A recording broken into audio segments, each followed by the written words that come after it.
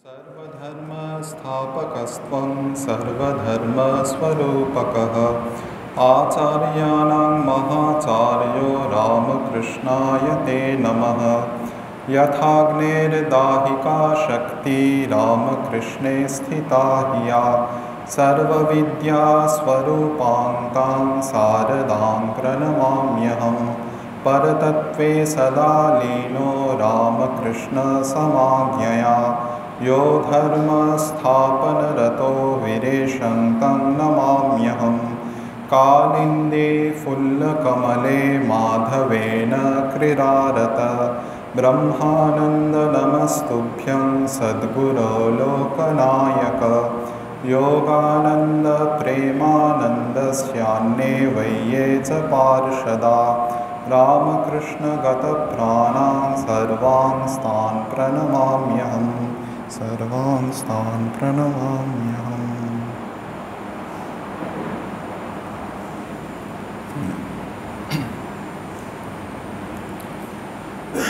আজকে রামনবমী তিথি, পবিত্র রামনবমী তিথি, সেই জন্য স্বামীজির কথায় আমরা আজকে স্বামীজিরই কথা 1900 খ্রিস্টাব্দের 31শে জানুয়ারির কথা। স্বামীজি সেবার ক্যালিফোর্নিয়ার প্যাসেডোনায় শেক্সপিয়ার ক্লাবে রামচরিত বা রামায়ণের উপর একটি বক্তব্য রেখেছিলেন। সেটি থেকে মূলত পাঠ করব। বক্তব্য বিষয় হয়তো আমাদের পরিচিত, রামায়ণ জীবন কথা, রামায়ণ কথা, কিন্তু এর ঐতিহাসিক মূল্য অসীম। কারণ পাশ্চাত্য জনসমাজে সর্বপ্রথম বলা যেতে পারে হিন্দু সন্ন্যাসী হিসেবে স্বামীজি তাদের রামায়ণ কথা শোনাচ্ছেন, রামের কথা। যেহেতু আজকে রামনবমী, সেই জন্য বাণীয় রচনার 8ম খণ্ডে এটি রয়েছে, 8th ভলিউমে বাংলার বাণীয় রচনার। সেখান থেকে চলিত ভাষায় পাঠ করার চেষ্টা করব। আর একটি মেরি লুই বার্কের নিউ ডিসকভারিজ থেকে দুটি তথ্য পাওয়া যায়। একটি হচ্ছে এই বক্তৃতাটি আজকের মতো, আজকে যেমন বুধবার, স্বামীজিও ওই বুধবারই পড়েছিল 31শে জানুয়ারি 1900। বুধবারেই এই বক্তৃতাটি দিয়েছিলেন প্যাসেডোনায়। এবং দ্বিতীয়ত, বর্তমানে যে রূপে আমরা এই বক্তৃতাটি পাই বাণীয় রচনাতে, সেটি একটুখানি হয়তোবা পরিমার্জিত রূপ বলে মেরি লুই বার্ক বলছেন যে মাদার সেভিয়ার, শার্লট সেভিয়ার, তিনি এটিকে এই বর্তমান রূপ দান করেছিলেন, হয়তো কিছু সামান্য সম্পাদনা করেছিলেন। আমরা মূলত আজকে পাঠ করব রামনবমী তিথি উপলক্ষে স্বামীজির কথায়, স্বামীজির এই বক্তৃতা থেকে।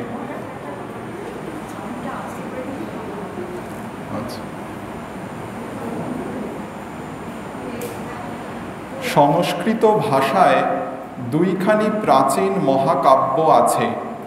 অবশ্য আরও শত শত বীরত্বব্যঞ্জক কাব্য আছে। যদিও প্রায় 2000 বছরের উপর হলো সংস্কৃত আর কথোপকথনের ভাষা নেই, তবুও সংস্কৃত ভাষা ও সাহিত্য সেই প্রাচীন কাল থেকে বর্তমান কাল পর্যন্ত অবিচ্ছিন্নভাবে চলে আসছে। আমি আপনাদের সামনে সেই রামায়ণ ও মহাভারত নামক অতি প্রাচীন কাব্য দুটির বিষয়ে বলতে চলেছি। ওই দুটিতে প্রাচীন ভারতবাসীগণের আচার ব্যবহার, সভ্যতা, তদানীন্তন সামাজিক অবস্থা প্রভৃতি লিপিবদ্ধ আছে। ওদের মধ্যে আবার রামায়ণ প্রাচীনতর। ওটিকে রামের জীবনচরিত বলা যায়। রামায়ণের পূর্বেও ভারতে পদ্য সাহিত্য ছিল। হিন্দুদের পবিত্র শাস্ত্রগ্রন্থ বেদের অধিকাংশ ভাগ এক প্রকার ছন্দে রচিত, কিন্তু ভারতে সর্বসম্মতিক্রমে এই রামায়ণই আদি কাব্য বলে পরিগণিত হয়ে থাকে। রামায়ণের কবির নাম মহর্ষি বাল্মীকি। পরবর্তীকালে অপরের রচিত অনেক আখ্যানমূলক কবিতা ও প্রাচীন কবি বাল্মীকির নামেই পরিচিত হয়েছে বা জড়িত থেকেছে। শেষে এমন দেখা যায় যে অনেক শ্লোক বা কবিতা তার রচিত না হলেও সেগুলি তারই রচনা বলে মনে করা হওয়ার একটা প্রথা হয়ে দাঁড়িয়েছিল। এই সকল প্রক্ষিপ্ত অংশ থাকলেও আমরা এখন যে আকারে ওটিকে পেয়েছি তাও অতি সুন্দরভাবে গ্রথিত।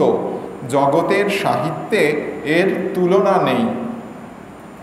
অতি প্রাচীনকালে এক স্থানে জনৈক যুবক বাস করত। সে কোনরূপে পরিবারবর্গের ভরণ পোষণ করতে পারত না। তার শরীর অতিশয় দৃঢ় ও বলিষ্ঠ ছিল। আত্মীয়বর্গের ভরণ পোষণের উপায়ান্তর না দেখে সে অবশেষে দস্যুবৃত্তি অবলম্বন করল।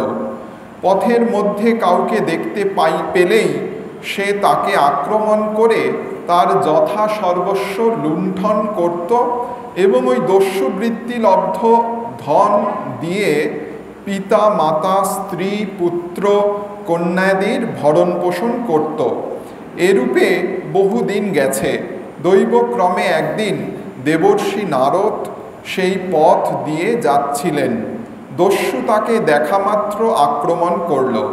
দেবর্ষি দস্যুকে জিজ্ঞাসা করলেন, তুমি কেন আমার সর্বস্ব লুণ্ঠন করতে প্রবৃত্ত হয়েছ? তুমি কি জানো না দস্যুতা ও নরহত্যা মহাপাপ? তুমি কি জন্য আমাকে নিজেকে এই পাপের ভাগী করছো? দস্যু উত্তরে বলল, আমি এই দস্যুবৃত্তি লব্ধ ধন দিয়ে আমার পরিবারবর্গের ভরণ পোষণ করে থাকি। দেবর্ষি বললেন, আচ্ছা, তুমি কি মনে করো তুমি যাদের জন্য এই ঘোর পাপ আচরণ করছো তারা তোমার এই পাপের ভাগ নেবে? দস্যু বলল, নিশ্চয়ই, তারা অবশ্যই আমার পাপের ভাগ গ্রহণ করবে। তখন দেবর্ষি বললেন, আচ্ছা, তুমি এক কাজ করো, আমাকে এখানে বেঁধে রেখে যাও, তাহলে আমি আর পালাতে পারবো না। তারপর তুমি বাড়ি গিয়ে পরিবারবর্গকে জিজ্ঞাসা করে এসো তারা যেমন তোমার ধনের ভাগ গ্রহণ করে তেমনি তোমার পাপের ভাগ গ্রহণ করতে প্রস্তুত কিনা। দেবর্ষির বাক্যে সম্মত হয়ে দস্যু তাকে সেই স্থানে বেঁধে রেখে গৃহাভিমুখে প্রস্থান করল। গৃহে পৌঁছে প্রথমেই বাবাকে জিজ্ঞাসা করল, বাবা, আমি কী রূপে আপনাকে ভরণ পোষণ করি তা কি আপনি জানেন? বাবা উত্তর দিলেন, না, আমি জানি না। তখন পুত্র বলল, আমি দস্যুবৃত্তি দ্বারা আপনাদের ভরণ পোষণ করে থাকি। আমি লোককে মেরে ফেলে তার সর্বস্ব অপহরণ করি। পিতা বা বাবা এই কথা শোনা মাত্র ক্রোধে রক্তচক্ষু হয়ে বলে উঠলেন, কি, তুই এরূপে ঘোরতর পাপ আচরণে লিপ্ত থেকেও আমার পুত্র বলে পরিচয় দিতে সাহস করিস? এখনই আমার সামনে থেকে দূর হ, তুই পতিত, তোকে আজ থেকে ত্যায্য পুত্র করলাম। তখন দস্যু তার মার কাছে গিয়ে তাকেও ওই প্রশ্ন করল। সে কিরূপে পরিবারবর্গের ভরণ পোষণ করে তার ব্যাপারেও মাকেও বাবার মতো নিজের অজ্ঞতা জানালে দস্যু তাকে নিজের দস্যুবৃত্তি ও নরহত্যার কথা প্রকাশ করে বলল। মা ওই কথা শোনা মাত্র ভয়ে চিৎকার করে উঠে বললেন, কি ভয়ানক কথা! দস্যু তখন কম্পিত কণ্ঠে বলল, শোনো মা, স্থির হও। ভয়ানকই হোক আর যাই হোক, তোমাকে একটা কথা জিজ্ঞাস্য আছে। তুমি কি আমার পাপের ভাগ নেবে? মা তখন যেন 10 হাত পিছিয়ে অম্লান বদনে বললেন, কেন? আমি তোর পাপের ভাগ নিতে যাব কেন? আমি তো কখনো দস্যুবৃত্তি করিনি। তখন সে তার পত্নীর কাছে গিয়ে তাকেও পূর্বোক্ত প্রশ্ন জিজ্ঞাসা করে বলল, শোনো প্রিয়ে, আমি একজন দস্যু, অনেককাল ধরে দস্যুবৃত্তি করে লোকের অর্থ অপহরণ করছি, আর সেই দস্যুবৃত্তিলব্ধ অর্থ দিয়েই তোমাদের সকলের ভরণ পোষণ করছি। এখন আমার জিজ্ঞাস্য, তুমি কি আমার পাপের অংশ নিতে প্রস্তুত? পত্নী মুহূর্ত মাত্র বিলম্ব না করেই উত্তর দিল, কখনোই নয়। তুমি আমার ভর্তা, তোমার কর্তব্য আমার ভরণ পোষণ করা। তুমি যে রূপেই আমার ভরণ পোষণ করো না কেন, আমি তোমার পাপের ভাগ কেন নেব? দস্যুর তখন জ্ঞাননেত্র উন্মিলিত হলো। সে ভাবল, এই তো দেখছি সংসারের নিয়ম। যারা আমার পরম আত্মীয়, যাদের জন্য আমি এই দস্যুবৃত্তি করছি, তারা পর্যন্ত আমার পাপের ভাগী হবে না। এরূপ ভাবতে ভাবতে দেবর্ষিকে যেখানে বেঁধে রেখে এসেছিলেন সেখানে উপস্থিত হয়ে অবিলম্বে বন্ধন মোচন করে দিল এবং তার পদতলে পতিত হয়ে সকল কথা তার কাছে বর্ণনা করল। পরে সে কাতরভাবে তার কাছে বলল, প্রভু, আমায় উদ্ধার করুন, বলে দিন আমি কি করব। তখন দেবর্ষি নারদ তাকে বললেন, বৎস, তুমি এই দস্যুবৃত্তি ছেড়ে দাও। তুমি তো দেখলে পরিবারবর্গের মধ্যে কেউই তোমায় যথার্থ ভালোবাসে না। অতএব ওই পরিবারবর্গের প্রতি আর মায়া কেন? যতদিন তোমার ঐশ্বর্য থাকবে ততদিন তারা তোমার অনুগত থাকবে, আর যেদিন তুমি কপর্দকহীন হবে সেই দিনই তারা তোমায় পরিত্যাগ করবে। সংসারে কেউই কারো দুঃখ কষ্ট বা পাপের ভাগী হতে চায় না, কিন্তু সকলেই সুখের বা পুণ্যের ভাগী হতে চায়। একমাত্র যিনি সুখ দুঃখ পাপ পুণ্য সকল অবস্থাতেই আমাদের সঙ্গে সঙ্গে থাকেন, তুমি তারই উপাসনা করো। তিনি কখনো তোমাকে পরিত্যাগ করেন না, কারণ যথার্থ ভালোবাসায় বেচা কেনা নেই, স্বার্থপরতা নেই। যথার্থ ভালোবাসা অহেতুক। এই সকল কথা বলে দেবর্ষি তাকে সাধন প্রণালী শিক্ষা দিলেন। দস্যু তখন সর্বস্ব ত্যাগ করে এক গভীর অরণ্যে প্রবেশ করে দিন রাত প্রার্থনায় ও ধ্যানে নিযুক্ত থাকলেন। ধ্যান করতে করতে ক্রমে দস্যুর শরীর বোধ এতদূর চলে গেল যে তার দেহ বল্মিক স্তূপে আচ্ছন্ন হয়ে গেলেও সে তার কিছুই জানতে পারল না। অনেক বছর এরূপে অতিক্রান্ত হলে দস্যু শুনল কে যেন গম্ভীর কণ্ঠে তাকে সম্বোধন করে বলছে, মহর্ষি ওঠো। দস্যু চমকিত হয়ে বলল, মহর্ষিকে? আমি তো দস্যু মাত্র। গম্ভীর কণ্ঠে আবার উচ্চারিত হলো, তুমি এখন আর দস্যু নও, তোমার হৃদয় পবিত্র হয়েছে, তুমি এখন মহর্ষি। আজ থেকে তোমার পুরনো নাম লুপ্ত হলো, এখন তুমি বাল্মীকি নামে প্রসিদ্ধ হবে। যেহেতু তুমি ধ্যানে এত গভীরভাবে নিমগ্ন হয়েছিলে যে তোমার শরীরের চারদিকে যে বল্মিক স্তূপ হয়ে গিয়েছিল তা তুমি লক্ষ্য করনি। এই রূপে সেই দস্যু মহর্ষি বাল্মীকি হলো। এই মহর্ষি বাল্মীকি কিভাবে কবি হলেন এখন সেই কথা বলছি। একদিন মহর্ষি পবিত্র ভাগীরথী সলিলে অবগাহনের জন্য যাচ্ছেন। দেখলেন এক ক্রৌঞ্চ মিথুন পরস্পরকে চুম্বন করে পরমানন্দে ঘুরে বেড়াচ্ছে। মহর্ষি ক্রৌঞ্চ মিথুনের দিকে একবার চেয়ে দেখলেন। তাদের আনন্দ দেখে তারও হৃদয়ে আনন্দের উদ্রেক হলো, কিন্তু মুহূর্ত মধ্যেই এই আনন্দের দৃশ্যটি শোক দৃশ্যে পরিণত হলো। কোথা থেকে একটা তীর তার পাশ দিয়ে দ্রুত বেগে চলে গেল। সেই তীরে বিদ্ধ হয়ে পুরুষ ক্রৌঞ্চটি পঞ্চত্ব প্রাপ্ত হলো। তার দেহ ভূমিতে পতিত হওয়া মাত্র ক্রৌঞ্চি কাতরভাবে তার সঙ্গীর মৃতদেহের চারদিকে ঘুরতে লাগলো। মহর্ষির অন্তর এই শোক দৃশ্য দেখে পরম করুণার্দ্র হল।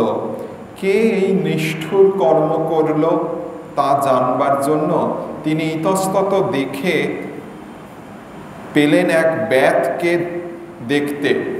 তখন তার মুখ থেকে যে শ্লোক নির্গত হলো তার ভাবার্থ, ওরে ব্যাধ, তুই কি পাষণ্ড, তোর এক বিন্দুও দয়া মায়া নেই, ভালোবাসার খাতিরেও তোর নিষ্ঠুর হাত এক মুহূর্তের জন্য হত্যাকার্যে বিরত নয়। শ্লোকটি উচ্চারণ করেই মহর্ষির মনে উদিত হল, এ কি, এ আমি কি উচ্চারণ করছি, আমি তো কখনো এমনভাবে কিছু বলিনি।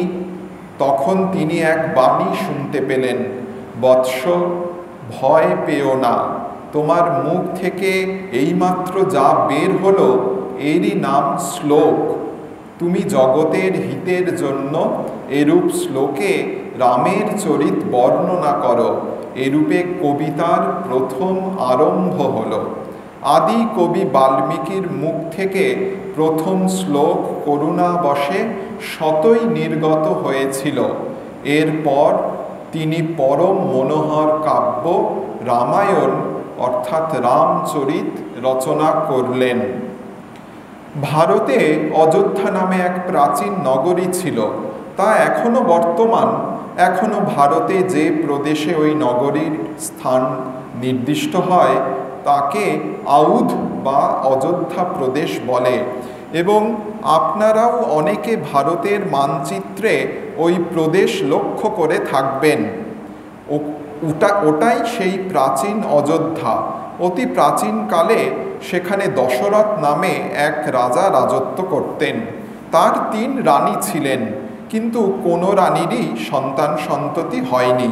তাই স্বধর্মনিষ্ঠ হিন্দুর আচারের অনুবর্তী হয়ে রাজা ও রানীরা সন্তান কামনায় ব্রত উপবাস, দেব আরাধনা প্রভৃতি নিয়ম প্রতিপালন করতে লাগলেন। যথা সময়ে তাদের 4টি পুত্র জন্মালো। সর্বজ্যেষ্ঠ রাম। ক্রমে এই রাজপুত্রগণ মনোহর কাব্য রামায়ণ অর্থাৎ রামচরিত রচনা করলেন। জনক নামে আর একজন রাজা ছিলেন। তার সীতা নামে এক পরমা সুন্দরী কন্যা ছিল। সীতাকে একটি শস্যক্ষেত্রের মধ্যে কুড়িয়ে পাওয়া গিয়েছিল। অতএব সীতা পৃথিবীর কন্যা ছিলেন। জনক জননী ছাড়াই তিনি ভূমিষ্ঠ হন। প্রাচীন সংস্কৃতে সীতা শব্দের অর্থ হলকৃষ্ট ভূমিখণ্ড।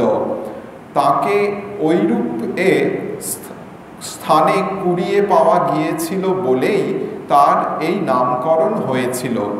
ভারতের প্রাচীন পৌরাণিক ইতিহাসে এরূপ অলৌকিক জন্মের কথা অনেক পাঠ করা যায়। কারো বাবা নেই বা মা নেই, কারো মা আছে কি বাবা নেই, কারো বাবা মা কেউই ছিল না, কারো জন্ম যজ্ঞকুণ্ড থেকে, কারো বা শস্যক্ষেত্র ইত্যাদি ইত্যাদি। ভারতের পুরাণে এ সকল কথা আছে।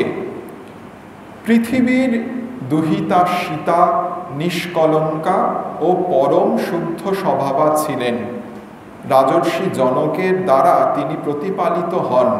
তার বিবাহযোগ্য বয়ঃক্রম হলে রাজর্ষি তার জন্য উপযুক্ত পাত্রের অনুসন্ধান করতে লাগলেন। ভারতে প্রাচীনকালে স্বয়ম্বর নামক এক প্রকার বিবাহ প্রথা ছিল। তাতে রাজকন্যাগণ নিজ নিজ পতি নির্বাচন করতেন। ভারতের বিভিন্ন স্থান থেকে বিভিন্ন দেশীয় রাজপুত্রগণ নিমন্ত্রিত হতেন। সকলে সমবেত হলে রাজকন্যা বহুমূল্য বসনভূষণে বিভূষিতা হয়ে বরমাল্য হাতে সেই রাজপুত্রগণের মধ্যে দিয়ে গমন করতেন। তার সঙ্গে সঙ্গে একজন ভাট যেত। সে পানি গ্রহণার্থী প্রত্যেক রাজকুমারের গুণাগুণ, বংশমর্যাদা ইত্যাদি কীর্তন করত। রাজকন্যা যাকে পতিরূপে মনোনীত করতেন তারই গলায় ওই বরমাল্য অর্পণ করতেন। তখন মহা সমারোহে পরিণয় ক্রিয়া সম্পন্ন হতো। এই সকল স্বয়ংবর স্থলে কখনো কখনো ভাবী বরের বিদ্যা, বুদ্ধি, বল পরীক্ষার জন্য বিশেষ পণ নির্দিষ্ট থাকত। অনেক রাজপুত্র সীতাকে লাভ করবার আকাঙ্ক্ষা করেছিলেন। হরধনু নামক এক প্রকাণ্ড ধনু যে ভাঙতে পারবে সীতা তাকেই বরমাল্য প্রদান করবেন। এর স্বয়ংবরে এই ছিল পণ। সকল রাজপুত্রই এই বীর্য পরিচায়ক কর্ম সম্পাদনের জন্য প্রাণপণ চেষ্টা করেও অকৃতকার্য হলেন। অবশেষে রাম ওই দৃঢ় ধনু হাতে নিয়ে অবলীলাক্রমে দ্বিখণ্ডিত করলেন। হরধনু ভগ্ন হলে সীতা রাজা দশরথের পুত্র রামচন্দ্রের গলায় বরমাল্য অর্পণ করলেন। মহামহোৎসবে রাম সীতার পরিণয় সম্পন্ন হল। রাম বধূকে নিয়ে অযোধ্যায় ফিরলেন। কোনো রাজার অনেকগুলি পুত্র থাকলে রাজার দেহান্তে যাতে সিংহাসন নিয়ে রাজকুমারগণের মধ্যে বিরোধ না হয়, সেজন্য প্রাচীন ভারতে রাজার জীবদ্দশাতেই জ্যেষ্ঠ রাজপুত্রকে যৌবরাজ্যে অভিষিক্ত করবার প্রথা প্রচলিত ছিল। রামচন্দ্রের বিবাহের পর রাজা দশরথ ভাবলেন, আমি এক্ষণে বৃদ্ধ হয়েছি, রামও বয়ঃপ্রাপ্ত হয়েছে, অতএব এক্ষণে রামকে যৌবরাজ্যে অভিষিক্ত করবার সময় এসেছে। এই ভেবে তিনি অভিষেকের সমুদয় আয়োজন করতে লাগলেন। সমগ্র অযোধ্যা এই অভিষেক সংবাদে মহোৎসবে প্রবৃত্ত হল। এই সময়ে দশরথের প্রিয়তমা মহিষী কৈকেয়ীর জনৈকা পরিচারিকা বহুকাল পূর্বে রাজা রানীকে যে দুটি বর দিতে চেয়েছিলেন তার কথা তাকে স্মরণ করিয়ে দিল। এক সময়ে কৈকেয়ী রাজা দশরথকে এতদূর সন্তুষ্ট করেছিলেন যে তিনি তাকে দুটি বর দিতে প্রতিশ্রুত হন।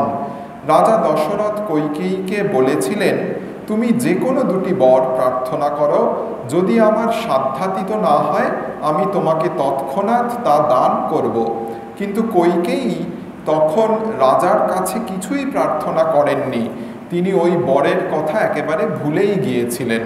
কিন্তু তার দুষ্ট স্বভাবা দাসী তাকে এই সময়ে বুঝাতে লাগলো, রাম সিংহাসনে বসলে তার কোনো ইষ্ট সিদ্ধ হবে না, বরং তার পুত্র ভরত রাজা হলে তার সুখের অন্ত থাকবে না। এরূপে সে কৈকেয়ীর হিংসা বৃত্তি উত্তেজিত করতে লাগলো। দাসীর পুনঃ পুনঃ মন্ত্রণায় রানীর হৃদয়ে প্রবল ঈর্ষার উদ্রেক হল। তিনি অবশেষে ঈর্ষা বশে উন্মত্ত প্রায় হলেন। তখন সেই দুষ্টা দাসী রাজার বরদান অঙ্গীকারের বিষয় স্মরণ করে দিয়ে বলল, সেই অঙ্গীকৃত বর প্রার্থনার এটাই উপযুক্ত সময়। তুমি এক বরে তোমার পুত্রের রাজ্যাভিষেক ও অপর বরে রামের 14 বছরের বনবাস প্রার্থনা করো। বৃদ্ধ রাজা রামচন্দ্রকে প্রাণতুল্য ভালোবাসতেন। এদিকে কৈকেয়ী যখন রাজার কাছে ওই দুটি অনিষ্টকর বর প্রার্থনা করলেন, তখন রাজা বুঝলেন তিনি কখনো নিজ সত্য ভঙ্গ করতে পারবেন না। সুতরাং তিনি কিংকর্তব্য বিমূঢ় হয়ে পড়লেন। কিন্তু রাম এসে তাকে এই উভয় সংকট থেকে রক্ষা করলেন। রাম পিতৃসত্য রক্ষার জন্য স্বেচ্ছায় রাজ্য ত্যাগ করে বন গমনে প্রস্তুত হলেন। এরূপে রাম 14 বছরের জন্য বনে গমন করলেন। সঙ্গে চললেন প্রিয়তমা পত্নী সীতা ও প্রিয় ভ্রাতা লক্ষ্মণ। এরা কিছুতেই রামের সঙ্গ ছাড়তে চাইলেন না। আর্যগণ সে সময়ে ভারতের গভীর অরণ্যের অধিবাসীগণের সঙ্গে বিশেষ পরিচিত ছিলেন না। তখন তারা বন্য জাতিদের বানর নামে অভিহিত করতেন। আর তথাকথিত বানর অর্থাৎ বন্য জাতিদের মধ্যে যারা অতিশয় বলবান ও শক্তিশালী হতো তারা আর্যদের কাছে রাক্ষস নামে অভিহিত হতো। রাম, লক্ষ্মণ ও সীতা এইরূপে বানর ও রাক্ষসগণ অধ্যুষিত অরণ্যে গমন করলেন। যখন সীতা রামের সঙ্গে যেতে চাইলেন, তখন রাম তাকে বলেছিলেন, তুমি রাজকন্যা হয়ে কিরূপে এই সকল কষ্ট সহ্য করবে? অরণ্যে কখন কি বিপদ উপস্থিত হবে কিছুই জানা নেই। তুমি কিরূপে সেখানে আমার সঙ্গে যাবে? সীতা তাতে উত্তর দেন, আর্যপুত্র যেখানে যাবেন সীতাও সেখানে তার সঙ্গে সঙ্গে যাবে। আপনি আমাকে রাজকন্যা, রাজবংশে জন্ম এসব কথা কি বলছেন? আমাকে সঙ্গে নিতেই হবে। অগত্যা সীতা সঙ্গে চললেন। আর রামগত প্রাণ কনিষ্ঠ ভ্রাতা লক্ষ্মণও রামের মুহূর্ত মাত্র বিরহ সহ্য করতে পারতেন না, সুতরাং তিনিও কিছুতেই রামের সঙ্গ ছাড়লেন না। অরণ্যে প্রবেশ করে প্রথমে তারা চিত্রকূট পর্বতে কিছুদিন বাস করলেন। পরে গভীর থেকে গভীরতর অরণ্যে গমন করে গোদাবরী তীরবর্তী পরম রমণীয় পঞ্চবটী প্রদেশে কুটির বেঁধে তারা বাস করতে লাগলেন। রাম ও লক্ষ্মণ উভয়ে মৃগয়া করতেন ও ফলমূল আহার করতেন, তাতে তাদের জীবনযাত্রা নির্বাহ হতো। এরূপে কিছুকাল বাস করবার পর একদিন সেখানে এক রাক্ষসী এসে উপস্থিত হলো। সে লঙ্কাধিপতি রাবণের ভগিনী। যদৃচ্ছাক্রমে অরণ্যে বিচরণ করতে করতে সে রামের দর্শন পেল এবং তার রূপ লাবণ্যে মোহিত হয়ে তার প্রেমাকাঙ্ক্ষিনী হল। কিন্তু রাম মানুষের মধ্যে পরম শুদ্ধ স্বভাব ছিলেন, তাছাড়া তিনি বিবাহিত, সুতরাং রাক্ষসীর প্রস্তাবে সম্মত হতে পারলেন না। রাক্ষসী প্রতিহিংসাবশত তার ভাই রাক্ষসরাজ রাবণের কাছে গিয়ে রাম ভার্যা পরমা সুন্দরী সীতার বিষয়ে তাকে সবিস্তার জানালো। মানুষের মধ্যে রাম সর্বাপেক্ষা বীর্যবান ছিলেন। রাক্ষস, দৈত্য, দানব কারও এত শক্তি ছিল না যে বাহুবলে রামকে পরাস্ত করে। সুতরাং সীতা হরণের জন্য রাবণকে মায়া অবলম্বন করতে হলো। সে অপর একটি রাক্ষসের সহায়তা গ্রহণ করল। সেই রাক্ষস পরম মায়াবী ছিল। রাবণের অনুরোধে সে সোনার হরিণের রূপ ধারণ করে রামের কুটিরের কাছে মনোহর নৃত্য, অঙ্গভঙ্গি প্রভৃতি প্রদর্শন করে খেলা করতে লাগল। সীতা ওই মায়া মৃগের রূপলাবণ্য দেখে মোহিত হলেন এবং তার জন্য ওই হরিণটি ধরে আনতে রামকে অনুরোধ করলেন। রাম লক্ষ্মণকে সীতার রক্ষণাবেক্ষণে নিযুক্ত করে মৃগটিকে ধরবার জন্য বনে প্রবেশ করলেন। লক্ষ্মণ তখন কুটিরের চারদিকে একটি মন্ত্রপুত গণ্ডি কেটে সীতাকে বললেন, দেবী, আমার বোধ হচ্ছে আজ আপনার কিছু অশুভ ঘটতে পারে, অতএব আপনাকে বলছি আপনি আজ কোনো ক্রমে এই মন্ত্রপুত গণ্ডির বাইরে যেন যাবেন না। ইতিমধ্যে রাম সেই মায়া মৃগকে বাণবিদ্ধ করলেন। সেই মৃগও তৎক্ষণাৎ তার স্বাভাবিক রাক্ষস রূপ ধারণ করে পঞ্চত্ব প্রাপ্ত হল। ঠিক সেই সময় কুটিরে এক গভীর আর্তনাদ শ্রুতিগোচর হলো, যেন রাম চিৎকার করে বলছেন, লক্ষ্মণ ভাই এসো, আমায় রক্ষা করো। সীতা শুনে অমনি লক্ষ্মণকে বললেন, লক্ষ্মণ, তুমি অবিলম্বে বনমধ্যে গমন করে আর্যপুত্রকে সাহায্য করো। লক্ষ্মণ বললেন, এ তো রামচন্দ্রের স্বর নয়। কিন্তু সীতার বারংবার স্বনির্বন্ধ অনুরোধে তাকে রামের অন্বেষণে যেতে হলো। লক্ষ্মণ যেই বাহির হয়ে কিছু দূরে গিয়েছেন, অমনি রাক্ষসরাজ রাবণ ভিক্ষুর বেশ ধারণ করে কুটিরের সামনে এসে ভিক্ষা প্রার্থনা করল। সীতা বললেন, আপনি কিঞ্চিত অপেক্ষা করুন, আমার স্বামী এখনই ফিরবেন। তিনি আসলেই আমি আপনাকে প্রচুর ভিক্ষা দেব। সন্ন্যাসী বলল, শুভে, আমি আর এক মুহূর্ত বিলম্ব করতে পারছি না, আমি বড়ই ক্ষুধার্ত। অতএব কুটিরে যা আছে এখনই আমাকে তা প্রদান করো। এই কথায় সীতা আশ্রমে যে ফলমূল ছিল সেগুলো এনে সন্ন্যাসীকে গণ্ডির ভিতরে এসেই তা নিতে বললেন। কিন্তু কপট সন্ন্যাসী তাকে বুঝাতে লাগলো, ভিক্ষাজীবীর কাছে তার ভয়ের কোনো কারণ নেই, অতএব গণ্ডি লঙ্ঘন করে তার কাছে এসে অনায়াসে ভিক্ষা দিতে পারেন। ভিক্ষুর পুনঃ পুনঃ প্ররোচনায় সীতা যেমনই গণ্ডির বার হয়েছেন, অমনি সেই কপট সন্ন্যাসী নিজ রাক্ষস দেহ পরিগ্রহ করে সীতাকে বাহু দ্বারা বলপূর্বক ধারণ করল এবং নিজ মায়ারথ আহ্বান করে তাতে ররুদ্যমানা সীতাকে বলপূর্বক বসিয়ে তাকে নিয়ে লঙ্কাভিমুখে প্রস্থান করল। আহা! সীতা তখন নিতান্ত নিঃসহায়া। এমন কেউ সেখানে ছিল না যে এসে তাকে সাহায্য করে। যা হোক, রাবণের রথে যেতে যেতে সীতা নিজের অঙ্গ থেকে কয়েকখানি অলঙ্কার উন্মোচন করে মধ্যে মধ্যে ভূমিতে নিক্ষেপ করতে লাগলেন। রাবণ সীতাকে তার নিজ রাজ্য লঙ্কায় নিয়ে গেল।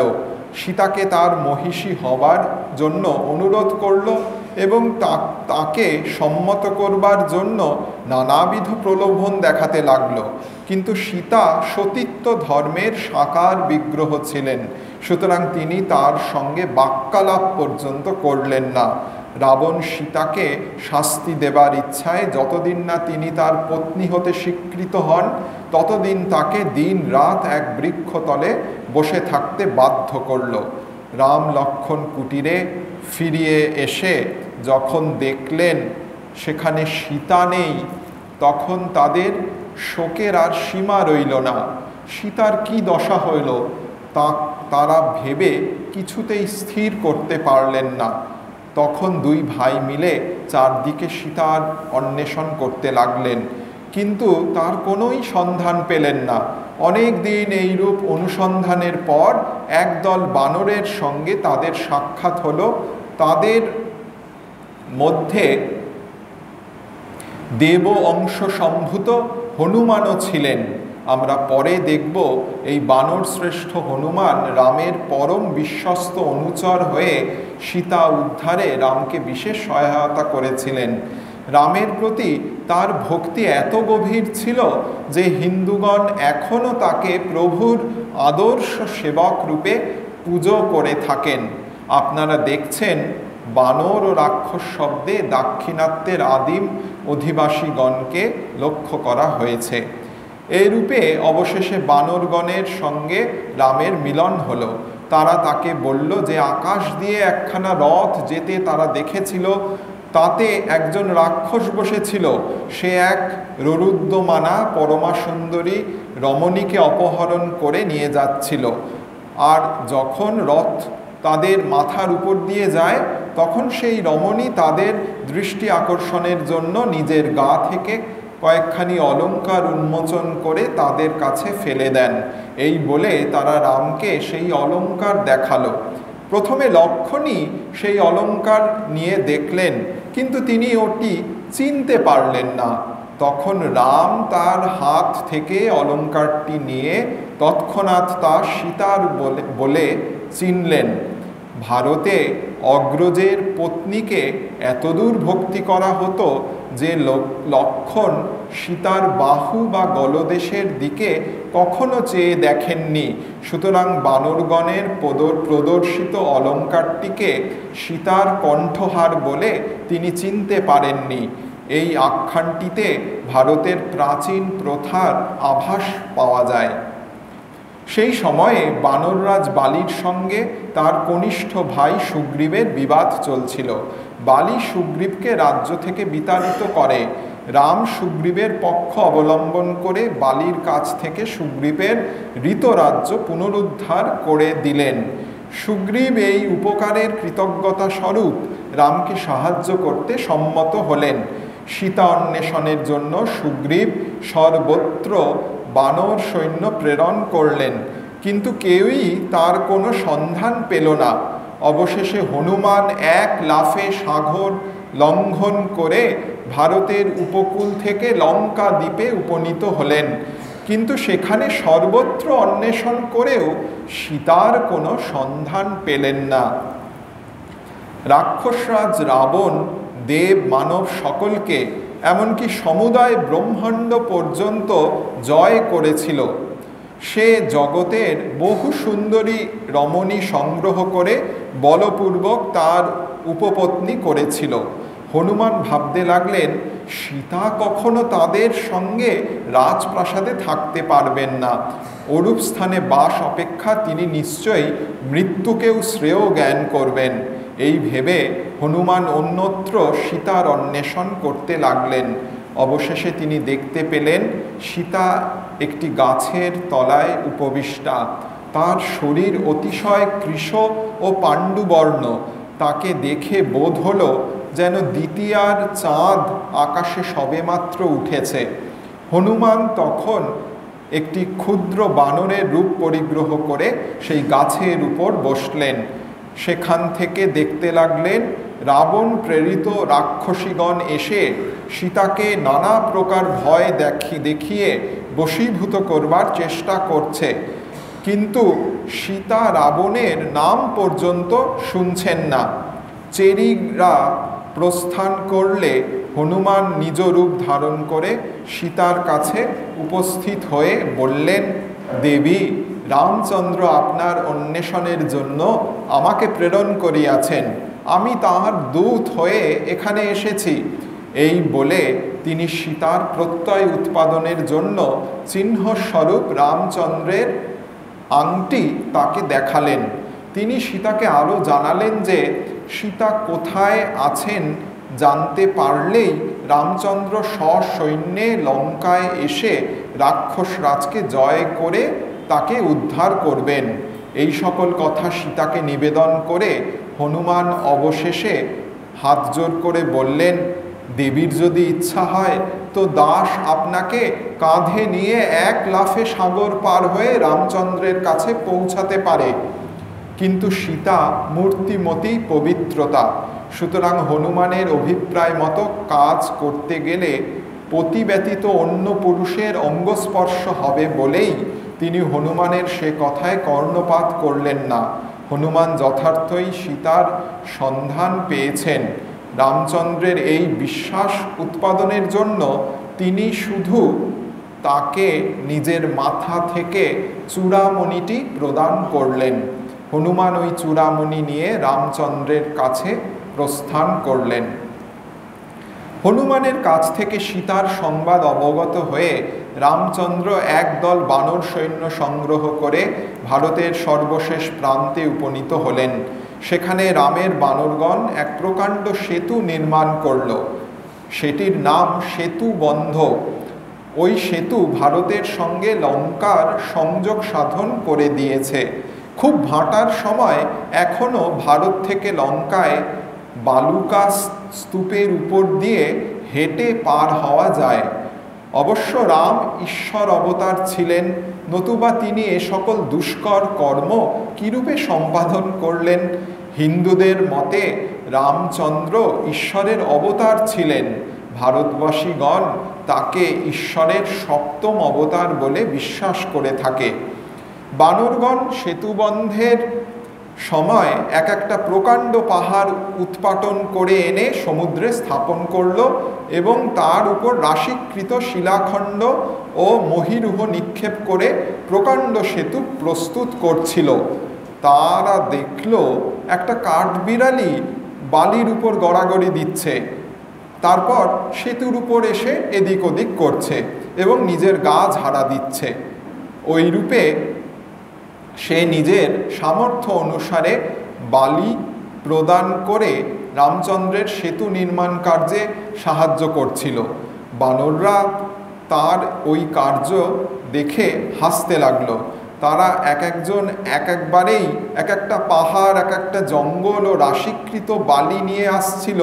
সুতরাং কাঠবিড়ালিটির ওইরূপ বালির উপর গড়াগড়ি ও গা ঝাড়া দেওয়া দেখে হাসি চাপতে না পেরে তারা হাসলেন।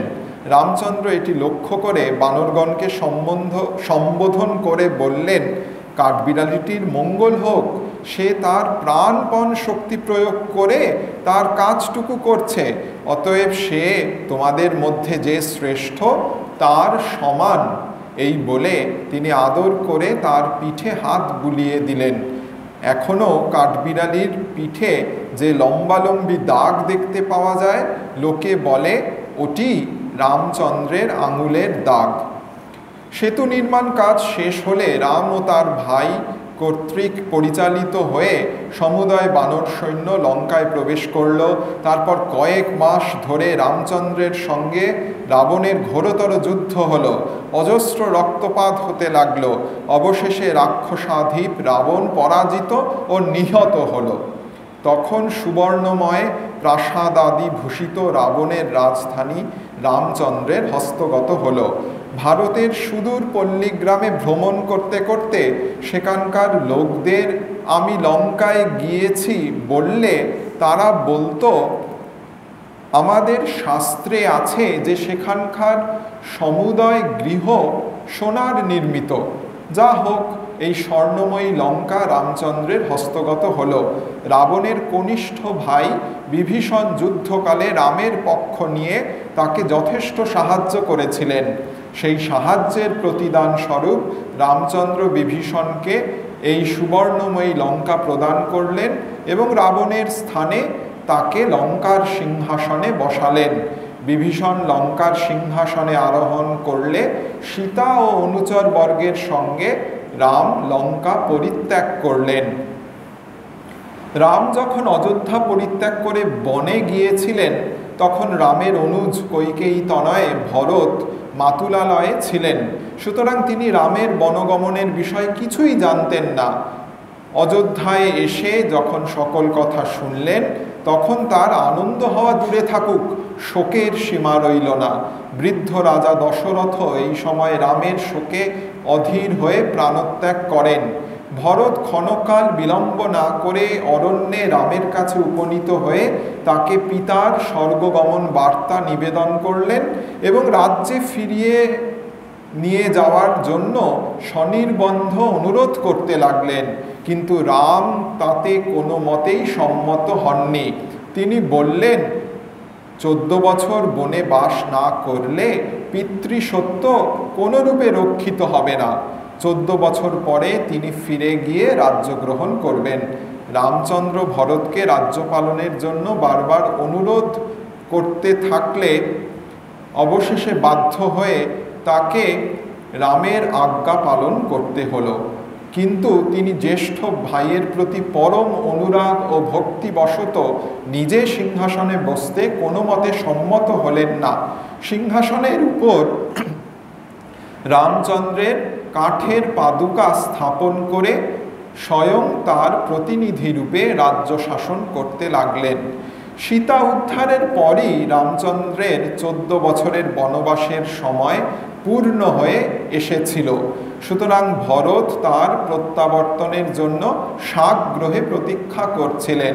রামচন্দ্র অযোধ্যায় প্রত্যাবৃত্ত হচ্ছেন জানতে পেরে তিনি প্রজাবর্গের সঙ্গে এগিয়ে গিয়ে তার অভ্যর্থনা করলেন এবং তাকে সিংহাসনে আরোহণ করবার জন্য স্বনির্বন্ধ অনুরোধ করতে লাগলেন। সকলের অনুরোধে রামচন্দ্র অযোধ্যার সিংহাসনে আরোহণ করতে স্বীকৃত হলেন। মহাসমারোহে তার অভিষেক ক্রিয়া সম্পন্ন হল। প্রাচীনকালে সিংহাসনে আরোহণের সময় প্রজাগণের কল্যাণার্থ রাজাকে যে সকল ব্রত গ্রহণ করতে হতো, রাম যথাবিধানে সেগুলি গ্রহণ করলেন। তখনকার রাজগণ প্রজাবর্গের সেবক স্বরূপ ছিলেন। তাদের প্রজাবর্গের মতামতের অধীন হয়ে চলতে হতো।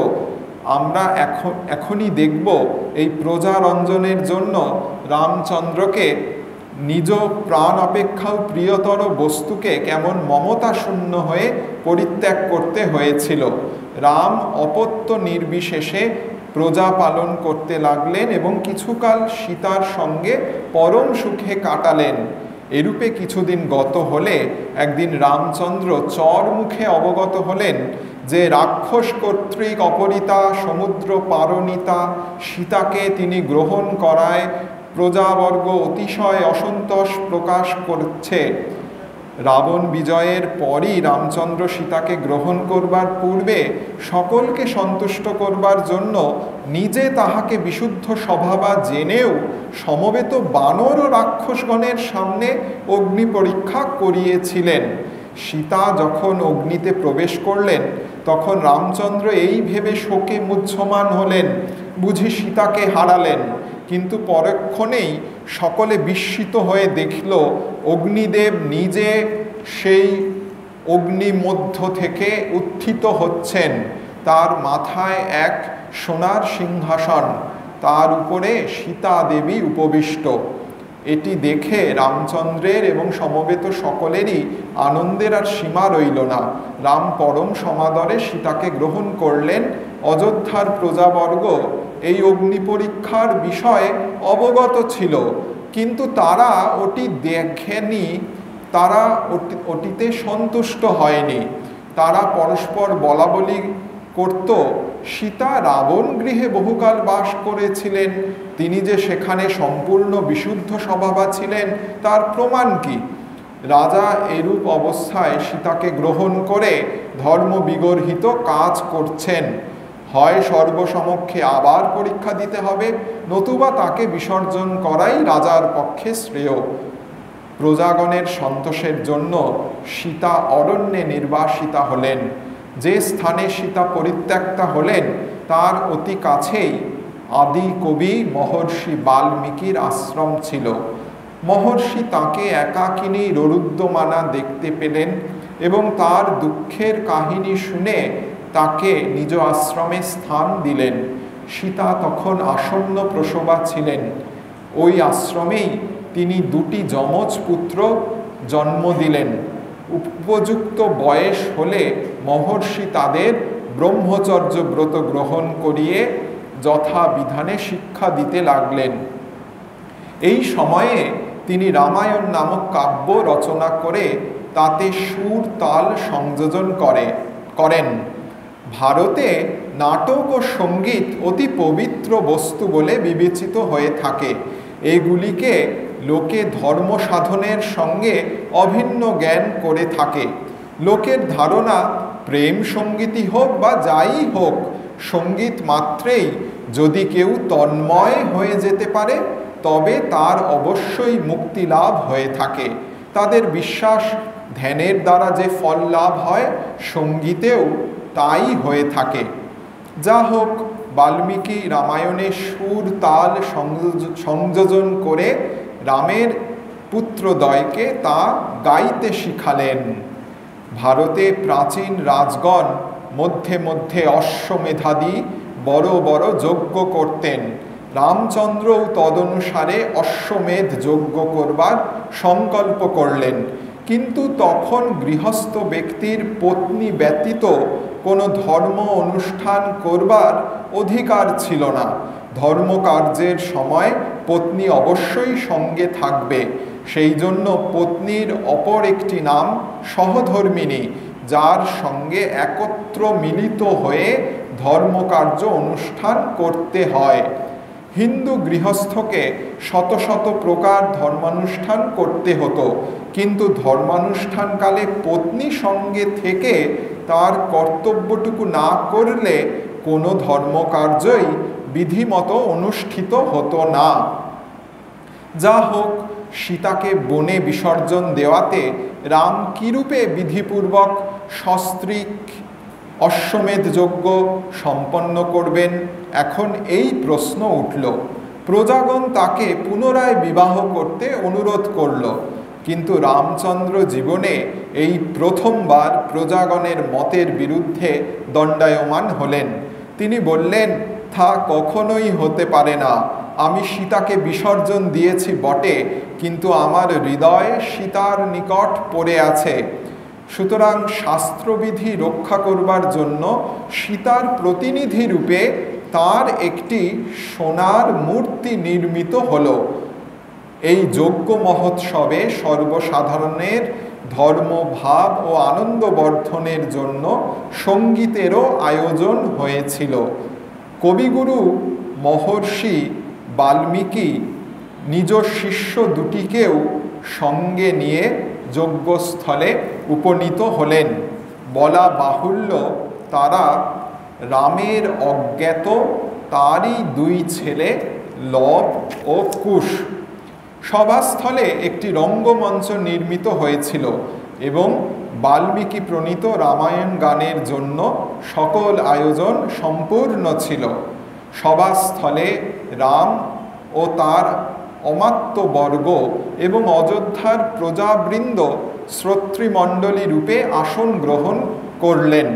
বিপুল জনতার সমাবেশ হল। বাল্মীকির শিক্ষামতো লব ও কুশ রামায়ণ গান করতে লাগলো। তাদের মনোহর রূপ লাবণ্য দর্শনে ও মধুর স্বরশ্রবণে সমগ্র সভামণ্ডলী মন্ত্রমুগ্ধ হল। সীতার প্রসঙ্গ বারবার শ্রবণ করে রাম উন্মত্ত প্রায় হয়ে উঠলেন। আর যখন সীতার বিসর্জন প্রসঙ্গ আসলো তখন তিনি কিংকর্তব্য বিমূঢ় ও বিহ্বল হয়ে পড়লেন। মহর্ষি রামকে বললেন, আপনি শোকার্ত হবেন না, আমি সীতাকে আপনার সামনে নিয়ে আসছি।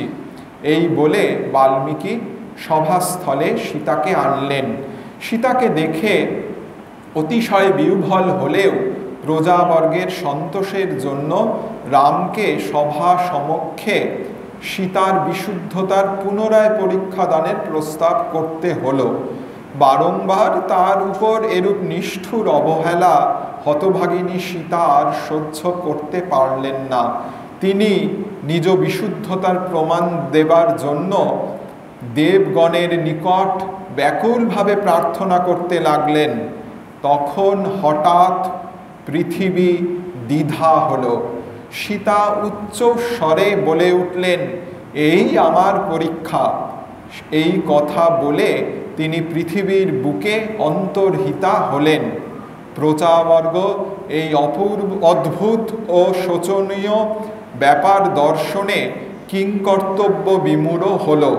রাম শোকে মুহ্যমান হলেন। সীতার অন্তর্ধানের কিছুকাল পরে দেবগণের কাছ থেকে জনৈক দূত এসে রামকে বললেন, পৃথিবীতে আপনার কার্য শেষ হয়েছে, অতএব আপনি এক্ষণে স্বধাম বৈকুণ্ঠে চলুন। এই বাক্যে রামের স্বরূপ স্মৃতি জাগরিত হল। তিনি অযোধ্যার নিকট শরীরদ্বারা সরযূর জলে দেহ বিসর্জন করে বৈকুণ্ঠে সীতার সঙ্গে মিলিত হলেন। ভারতের প্রাচীন শ্রেষ্ঠ পৌরাণিক কাব্য রামায়ণের আখ্যায়িকা অতি সংক্ষেপে বর্ণিত হল। রাম ও সীতা ভারতবাসীর আদর্শ। ভারতের বালক বালিকাগণ, বিশেষত বালিকা মাত্রেই সীতার পুজো করে থাকে। ভারতীয় নারীগণের চরম উচ্চাকাঙ্ক্ষা পরম শুদ্ধ স্বভাবা পতিপরায়ণা সর্বং সহা সীতার মতো হওয়া। এই সকল চরিত্র আলোচনা করবার সময় আপনারা পাশ্চাত্যের আদর্শ হতে ভারতীয় আদর্শ কতদূর ভিন্ন তা সহজেই বুঝতে পারবেন। সমগ্র ভারতবাসীর সামনে সীতা যেন সহিষ্ণুতার উচ্চতম আদর্শ রূপে আজও বর্তমান। পাশ্চাত্য দেশের বক্তব্য, কর্ম করো, কর্ম করে তোমার শক্তি দেখাও। ভারতের বক্তব্য, দুঃখ কষ্ট সহ্য করে তোমার শক্তি দেখাও। মানুষ কত অধিক বিষয়ের অধিকারী হতে পারে, পাশ্চাত্য এই সমস্যা পূরণ করছে। মানুষ কত অল্প নিয়ে থাকতে পারে, ভারত এই সমস্যা পূরণ করেছে। এই দুটি আদর্শই এক এক ভাবের চরম সীমা। সীতা যেন ভারতীয় ভাবের প্রতিনিধি স্বরূপা, যেন মূর্তিমতী ভারত মাতা। সীতা বাস্তবিক ছিলেন কিনা, সীতার উপাখ্যানের কোনো ঐতিহাসিক ভিত্তি আছে কিনা, এ বিষয় নিয়ে আমরা বিচার করছি না। কিন্তু আমরা জানি সীতা চরিত্রে যে আদর্শ প্রদর্শিত হয়েছে সেই আদর্শ ভারতে এখনো বর্তমান। সীতা চরিত্রের আদর্শ যেমন সমগ্র ভারতে অনুসৃত হয়েছে, যেমন সমগ্র জাতির জীবনে সমগ্র জাতির অস্থিমজ্জায় প্রবেশ করেছে, যেমন উহার ওটির প্রত্যেক রক্তবিন্দুতে পর্যন্ত প্রবাহিত হয়েছে, অন্য কোনো পৌরাণিক উপাখ্যানে বর্ণিত চরিত্রের আদর্শ তেমনটি হয়নি। ভারতে যা কিছু শুভ, যা কিছু বিশুদ্ধ, যা কিছু পুণ্য, সীতা নামটি তারই পরিচায়ক। নারীগণের মধ্যে আমরা যে ভাবকে নারী জনচিত বলে শ্রদ্ধা ও আদর করে থাকি, সীতা বলতে তাই বুঝিয়ে থাকে। ব্রাহ্মণ যখন নারীকে আশীর্বাদ করেন তিনি তাকে বলে থাকেন সীতার মতো হও। বালিকাকে আশীর্বাদ করবার সময়ও তাই বলা হয়। ভারতীয় নারীগণ সকলেই সীতার সন্তান। তারা সহিষ্ণুতার প্রতিমূর্তি, সর্বং সহা, সদা পতিপরায়ণা, নিত্য পবিত্র সীতার মতো হতে চেষ্টা করে থাকেন। তিনি এত দুঃখ সয়েছেন, কিন্তু রামের উদ্দেশ্যে একটি কর্কশ বাক্যও তার মুখ দিয়ে কখনো নির্গত হয়নি। এ সকল দুঃখ কষ্ট সহ্য করাকে তিনি নিজ কর্তব্য বলেই ভেবেছেন এবং স্থির শান্তভাবে তা সহ্য করে গিয়েছেন। অরণ্যে সীতার নির্বাসন ব্যাপার তার প্রতি কি ঘোর অবিচার ভেবে দেখুন, কিন্তু সেজন্য তার চিত্তে বিন্দুমাত্র বিরক্তি জাগেনি। এইরূপ তিতিক্ষাই ভারতের বিশেষত্ব। ভগবান বুদ্ধ বলে গেছেন, আঘাতের পরিবর্তে আঘাত করলে সেই আঘাতের কোনো প্রতিকার হলো না, ওতে কেবল জগতে একটি পাপের বৃদ্ধি মাত্র হবে। ভারতের এই বিশেষ ভাবটি সীতার প্রকৃতিগত ছিল। তিনি আঘাতের প্রতিঘাত করবার চিন্তা পর্যন্ত কখনো করেননি। কে জানে এই দুটি আদর্শের মধ্যে কোনটি শ্রেষ্ঠ? পাশ্চাত্য মতানুযায়ী এই আপাত প্রতীয়মান শক্তি ও তেজ, অথবা প্রাচ্যদেশীয় কষ্ট সহিষ্ণুতা ও তিতিক্ষা? পাশ্চাত্যবাসীরা বলেন, দুঃখ কষ্টের প্রতিকার করে ওটি নিবারণ করে আমরা দুঃখ কমাবার চেষ্টা করছি। ভারতবাসী বলেন, দুঃখ কষ্ট সহ্য করে আমরা ওটিকে নষ্ট করবার চেষ্টা করছি। এইরূপ সহ্য করতে করতে আমাদের পক্ষে দুঃখ বলে আর কিছু থাকবে না, ওটি আমাদের পরম সুখ হয়ে দাঁড়াবে। যাই হোক, এই দুটি আদর্শের কোনোটি হেয় নয়। কে জানে পরিণামে কোন আদর্শের জয় হবে? কে জানে কোন ভাব অবলম্বন করে মানব জাতির যথার্থ কল্যাণ সর্বাপেক্ষা অধিক হবে? কে জানে কোন ভাব অবলম্বন করলে পশু ভাবকে বশীভূত করে তার উপর আধিপত্য করা সম্ভব হবে? সহিষ্ণুতা না ক্রিয়াশীলতা, অপ্রতিকার বা প্রতিকার? পরিণামে যাই হোক, ইতিমধ্যে যেন আমরা পরস্পরের আদর্শ নষ্ট করে দেবার চেষ্টা না করি। আমরা উভয় জাতি এক ব্রতে ব্রতী, সেই ব্রত সম্পূর্ণ দুঃখ নিবৃত্তি। আপনারা আপনাদের ভাবে কাজ করে যান, আমরা আমাদের পথে চলি। কোনো আদর্শকে, কোনো প্রণালীকে, কোনো পথকে উড়িয়ে দিলে চলবে না। আমি পাশ্চাত্যবাসীদের এ কথা কখনো বলি না, আপনারা আমাদের প্রণালী অবলম্বন করুন, কখনোই নয়। লক্ষ্য একই, কিন্তু উপায় কখনোই এক হতে পারে না। অতএব আমি আশা করি আপনারা ভারতের আদর্শ, ভারতের সাধন প্রণালীর কথা শুনেই ভারতকে সম্বোধন করে বলবেন, আমরা জানি আমাদের উভয় জাতির লক্ষ্য একই, পরস্পরের ঠিক উপযোগী। আপনারা আপনাদের আদর্শ, আপনাদের প্রণালী অনুসরণ করুন। ঈশ্বর ইচ্ছায় আপনাদের উদ্দেশ্য সফল হোক। আমি প্রাচ্য ও পাশ্চাত্য উভয় জাতিকে বলি, বিভিন্ন আদর্শ নিয়ে বিবাদ করো না। যতই বিভিন্ন প্রতীয়মান হোক, তোমাদের উভয়ের লক্ষ্য একই।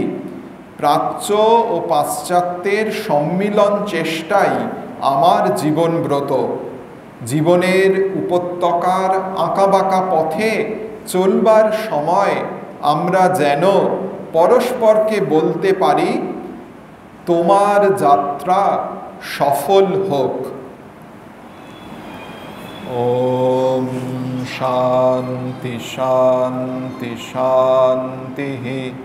হরি ওম তৎসৎ। শ্রীরামকৃষ্ণার্পণমস্তু।